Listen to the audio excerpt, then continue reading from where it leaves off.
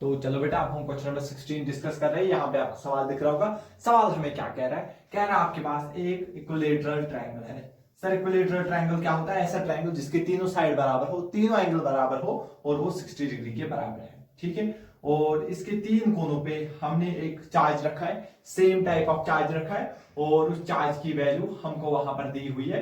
कितनी है? 2 into 10⁻⁻⁶ coulomb. और जो इनके बीच में जो ये डिस्टेंस है r, और इस r की वैल्यू हमें 5 सेंटीमीटर दी हुई है, यानी कि 5 इंटू 10⁻⁻2, क्योंकि 100 से हम इसको डिवाइड करेंगे, मीटर दी हुई है। ठीक है सर, इतना हम समझ गए हैं।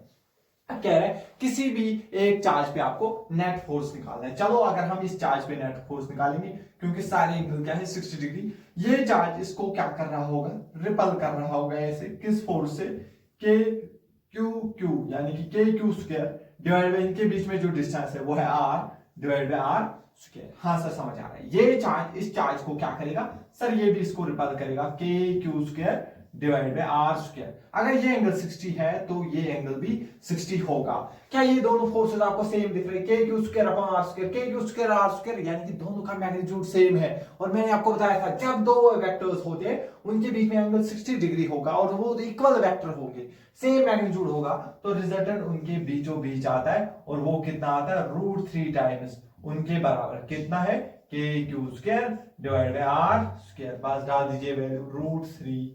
के की वैल्यू कितनी है? 9 इंटू 10⁻⁹। ठीक है। क्यू कितना है? 1.6 इंटू 10⁻, क्यू की वैल्यू हमें दी है 2 इंटू 10⁻⁻6 का होल स्क्वायर।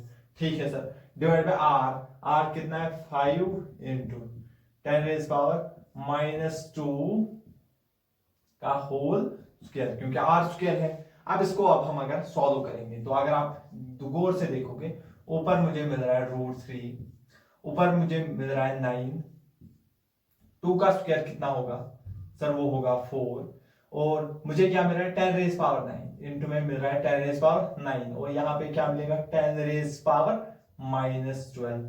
ठीक है सर। डिवाइड बाय 5 का स्क्वायर कितना हो गया सर? 25, इंटू में बचता 10⁻⁻4, तो उसको मैं ऊपर लिख सकता हूँ 10⁻4। तो अगर हम इसको देखेंगे 13 आ जाएगा। इसको जब हम सॉल्व करेंगे तो ये आ जाएगा 1.25। और ये देखो 12, और ये देखो 13 में से 12 गया तो 10 बचेगा।